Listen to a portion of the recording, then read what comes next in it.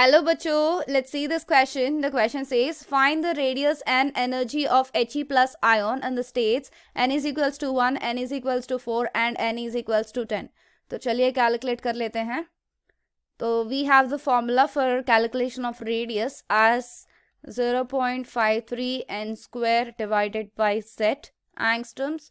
For energy we have 13.6, that is minus 13.6 divided by n square into ये ऊपर z square.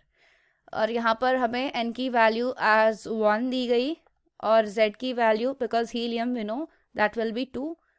तो चलिए calculate कर लेते हैं इसको. दैट इज, तो यहाँ पर अगर r की वैल्यू कैलकुलेट करते हैं दैट इज 0.53 इंटू n की वैल्यू 1 डिवाइडेड बाई यहाँ पर z की वैल्यू 2. तो इसे कैलकुलेट करने पर हमें मिल जाएगा 0.27 एंगस्ट्रम्स.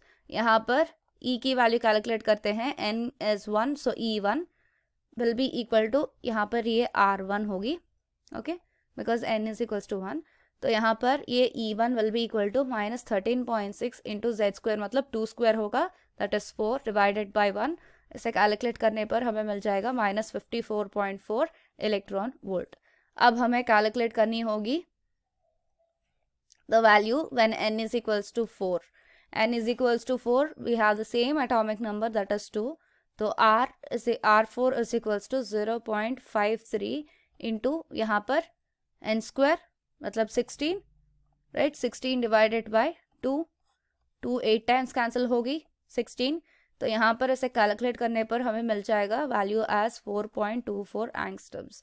तो यहाँ पर E4 कैलकुलेट करनी है, that will be equal to minus 13.6 into 4 divided by n square which is 4 square, that will be 16. 4 times cancel होगी. तो ये कैलकुलेट करने पर हमें E4 की वैल्यू मिल जाएगी एज माइनस 3.4 इलेक्ट्रॉन वोल्ट. अब हमें कैलकुलेट करनी होगी the value for E10 and R10. तो n वैल्यू 10 है, z की तो सेम वैल्यू रहेगी, दैट इज 2. अब कैलकुलेट करेंगे R10 की. R10 will be equal to 0.53 into यहाँ पर 100 होगा बिकॉज स्क्वायर होगा ना, तो डिवाइडेड बाय 2. 250 टाइम्स कैंसिल होगा. इसे कैलकुलेट करने पर हमें मिल जाएगा 26.5 एंगस्ट्रम्स.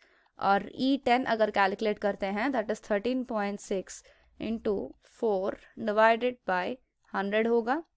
तो इसे कैलकुलेट करने पर हमें मिल जाएगा E10 की वैल्यू as minus 0.54 electron volt. I hope you understand it well. All the best.